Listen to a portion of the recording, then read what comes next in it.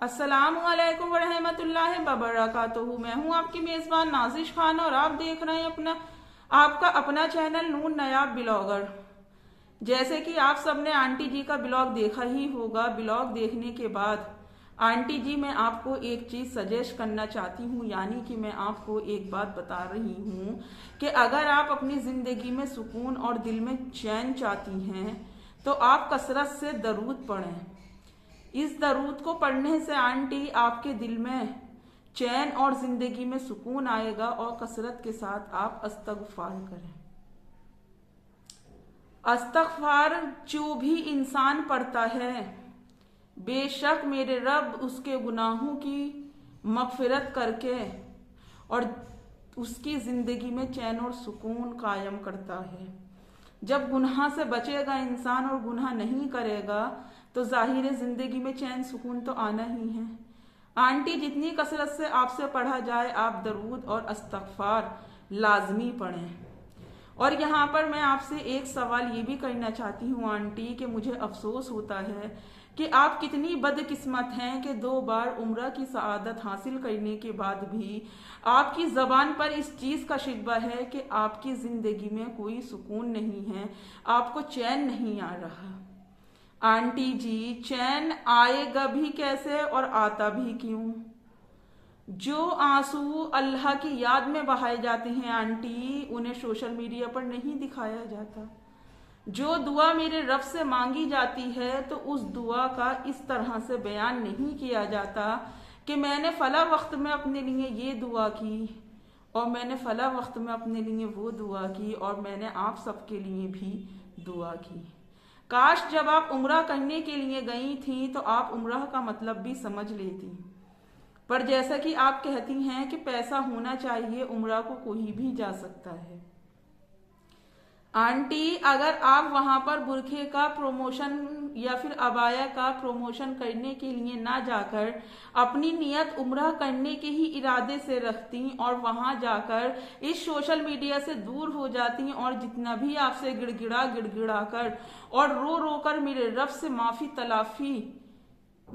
तलब की जाती आंटी, आप उतनी माफी तलब करती तो आज आप वहां से वापस आने के बाद ये चीज नहीं कह रही होती कि मेरी जिंदगी में सुकून नहीं है। आंटी, आप नमाज पढ़ती हैं, मैंने आपको कितनी बार कहा कि इस चीज को मत शेयर करें। आप हकीके कायनात के दर पर खड़ी हैं, आप ऐसे मेरे रब के दर पर गई हैं आंटी जो कुल कायनात का बादशाह है। फिर उसके बाद आप कैमरा हाथ में लेकर आंटी आप कितनी देर तक गुफ्तगू करती हैं। काश आपने इतनी गुफ्तगू सच्चे दिल के साथ मेरे रब से कर ली होती तो आज आपकी जिंदगी में सुकून की कोई कमी नहीं रहती। तो यहाँ पर आप मुझे इस नज़र से बदकिस्मत लग रही हैं कि उम्रा करने के बाद भी आप अपनी ज़िंदगी की बेसुकूनी का रोना रो रही हैं। तो आंटी फिर इस चीज़ पर गौर करें कि उम्रा करने के बाद भी आप ऐसी वो कौन सी चीज़ है जो दीन की नहीं कर रही हैं। प्रॉपर तो आप वैसे दीन के बारे में कुछ कर ही नहीं रही हैं, क्योंकि नमाज दिलों का सुकून होता है आंटी जी। और अगर आपको नमाज पढ़कर ही सुकून नहीं मिल रहा तो आंटी हदीस का मफ़हूम है कि जो नमाज तुम्हारी बेहायगी, बेपर्दगी, झूठ और गीबत से रोक दे तो समझ जाओ अल्लाह रब्बुल इज़्ज़त के हुजूर आपकी वो नमाज कबूल है। पर आंटी, उम्रह के बाद ना तो आपने अपनी बेपर्दगी छोड़ी, ना आपने अपनी बेहायगी छोड़ी, ना बालों का छुपाना छोड़ा आंटी, और ना आपने अपना ड्रेस का सेंस बदला, जिस पर आप बड़े फक्र के साथ कहती हो कि मैं ऐसी ही जिंदगी जीती हूँ, मैं ऐसी ही ड्रेस पहनती हूँ। अब इसमें आप लोगों को दिक्कत है तो मैं क्या करूँ? सबसे बड़ी दिक्कत तो आंटी आपको खुद को आ रही है। न जहनी सुकून है, न दिली सुकून है, हर तरफ ये बैठकर सोचती हो कि अब मैं करूँ तो क्या करूँ। और दूसरी बात आंटी, मैंने पहले भी मैं अपनी पब्लिक से बार बार कहती हूँ आंटी, आज फिर अपनी पब्लिक से कह रही हूँ और आपसे भी कह रही हूँ कि जो इंसान का कैमरा उम्रह पर जाने के बाद भी हाथ से नहीं हटा, जिस इंसान ने पल पल वहां जाकर भी अपडेट की, तो आंटी जी के बच्चों के लिए इतने दिन से गुफ्तगू हो रही है, आंटी जी ने रात से पहले उस चीज का जिक्र नहीं किया। क्यों आंटी? और ये बात पब्लिक बेशक जो जिन पर आपकी आंखों का पर्दा डला है ना आपकी मोहब्बत का आंटी, वो बेशक ना समझे, मगर जो पब्लिक जो इस कैटेगरी में आते हैं ना कि पब्लिक है सब जानती है आंटी, वो बखूबी समझ रही हैं कि ये बाण और तीर अपना आपने किस लिए छोड़ा है। आपको पता है कि हर एक इंसान की कमजोरी जो होता है ना, तो वो उसके बच्चे होते हैं। तो आंटी जी, बच्चों के नाम पर इमोशनल ब्लैकमेल करना अब पब्लिक को बंद कर दें। ये पब्लिक है सब जानती है। और अगर उसके बाद भी आप कर ही रही हैं, आप कहती हैं कि मेरे बच्चों के ऊपर सबकी नजर है, तो आंटी जी आपको मैं एक बात बता दूं कि शादी में जाना, सड़कों पर फिरना, मॉल में जाना और जी रोड पर जाकर रील बनानी, वो सारी बातें आप बराबर और प्रॉपर शेयर करती हो। फिर आपने ये बात अब तक क्यों शेयर नहीं की? मतलब उम्र के आने के बाद से लेके अब तक आप सब्र से बैठी थी। Aunty, joke of the day, ये नई खबर है आज की कि किसी की नुक्ते की बात बर्दाश्त न करने वाली औरत ने अपने बच्चों के लिए इतनी बड़ी बात कैसे बर्दाश्त कर ली। आंटी, पब्लिक सिंपैथी गेम खेलना बंद करो। और दूसरी तरफ आप कहती हो कि रंटाक पर और मेरे बेटे पर झूठा केस लगाया गया। तो आंटी, इन सब बातों को कहना छोड़ दो। इसलिए छोड़ दो आंटी, किसी भी पुलिस स्टेशन में जब हम जाते हैं और कोई भी ऑफिसर हमारा केस लेता है तो वो ईमानदारी और सच के बेसिस पर ही लेता है आंटी।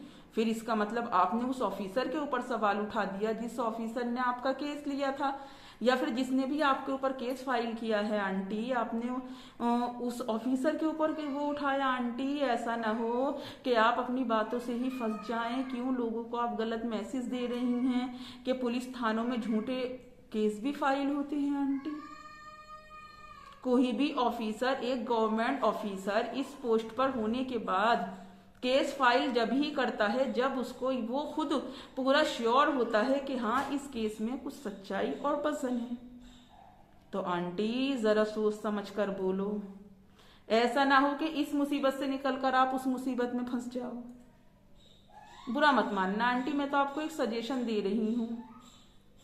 समझिए आंटी, हर बात सोशल मीडिया पर नहीं बोली जाती, और आप हैं कि हर बात लेकर सोशल मीडिया पर आ जाती हैं, पर आप जब किसी बात का नए तरीके से खुलासा करती हैं आंटी, तो बस वो बात आप ये कहकर स्टार्ट कर देती हैं कि मैं बहुत पहले से सुनती आ रही हूँ।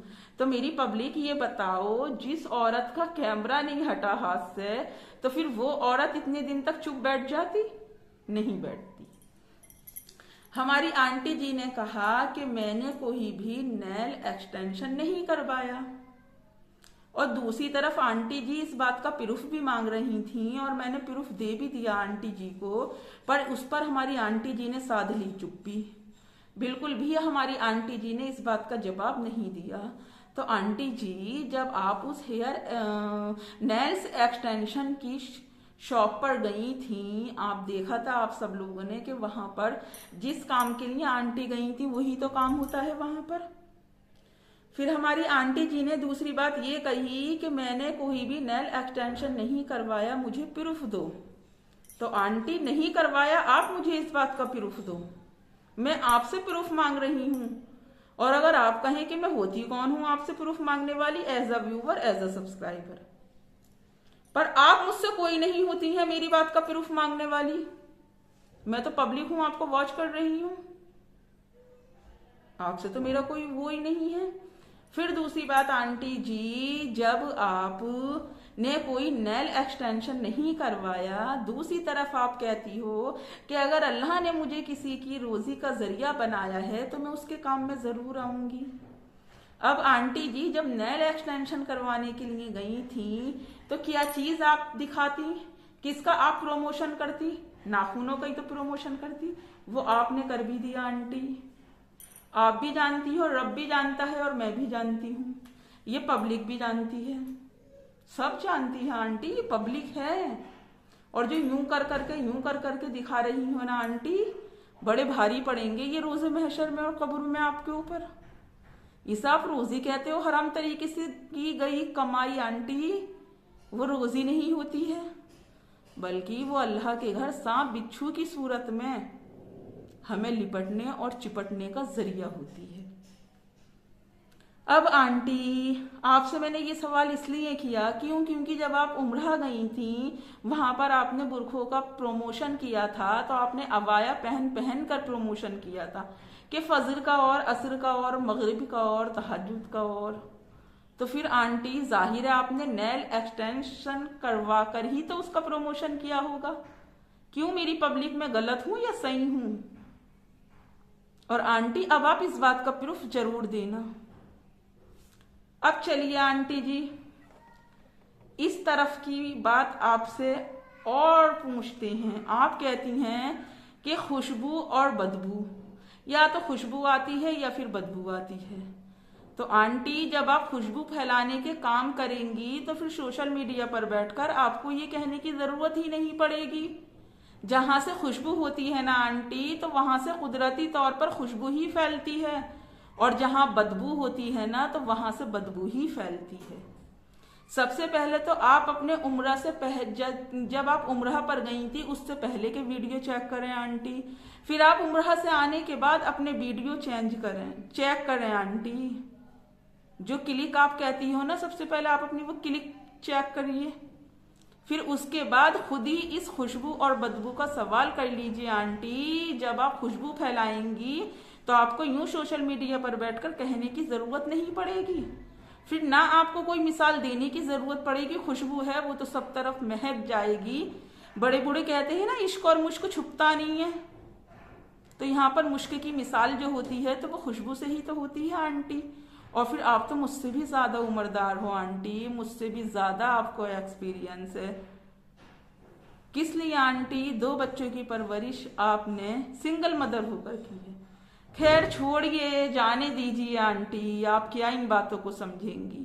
क्योंकि आपको तो आज तक ये भी नहीं पता कि मैं कुरान का लफ्ज हसद को, कहते हैं ना कि मौला तू हमें हासिदीन के हसद से बचा कर रख, तो आप उसको हदस बोलती हो। तो अपनी जबान को थोड़ा लगाम दे लो। अपनी जिंदगी में आप क्या कर रही हो इस चीज से कोई मतलब नहीं है, पर जो आप कुरान के अल्फाज को तोड़ मरोड़ कर पेश करती हो आंटी, आपको पता है हदस की क्या मानी होती है?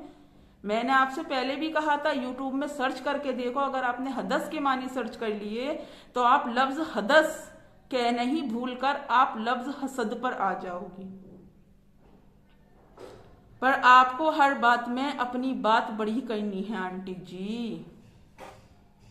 जब आपको लफ्ज हदस और हसद का मतलब नहीं पता तो आंटी फिर आप इंग्लिश ही पढ़ लीजिए। क्योंकि रयान इंटरनेशनल स्कूल में तो आंटी उर्दू होगी नहीं, वहां तो इंग्लिश पे ज्यादा फोकस किया जाता होगा। अब आप भी क्या करें आंटी, जब आपने अपनी जो एजुकेशन है वो इतने बड़े बड़े और टॉप के नामवर स्कूलों से की है, तो आंटी इसमें आपकी गलती नहीं है।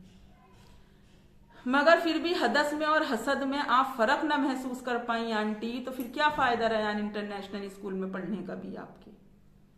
दूसरी बात आंटी, आप कहती हो मेरी अम्मी से सीखा है मैंने किसी के घर शादियों में जाना, मट्टी में जाना। आंटी बेशक शादी का वीडियो क्लिप आपने आज तक बराबर प्रॉपर शेयर किया है, पर किसी की मट्टी में आप गई हो ना तो आपने ऐसा बताया है और ना ही ऐसा आपने शेयर किया है आंटी जी। अम्मी से तो आपने अपनी बहुत कुछ सीखा है आंटी, आपकी अम्मी ही तो आपकी आइडियल है। क्यों आंटी, ये पब्लिक है, सब जानती है। अब आंटी जी आप कहती हो कि लोग, मैं अच्छा करूं वो भी पेश करते हैं अपने चैनल पर, मैं बुरा करूं वो भी पेश करते हैं अपने चैनल पर। तो आंटी वो अच्छाई भी बता दो जो उम्र से आने के बाद आपने फैलाई है, और वो बुराई भी बता दो आंटी जो दूसरे लोगों के चैनल पर चली है। ये आज का मेरा सवाल है आपसे। और हाँ आंटी, चलते चलते एक चीज और बताएं। आप जो कह रही थी कि मैं यूट्यूब से विदा ले लूंगी, तो आंटी जी बात हाजमे में नहीं आ रही, बात पूरी तरह से हजम नहीं हो रही कि जिस औरत का कैमरा उम्रा जाने के बाद भी हाथ से नहीं हटा, वो औरत सडनली ये कह देती है कि मैं यूट्यूब पर से आप लोगों से विदा ले लूंगी।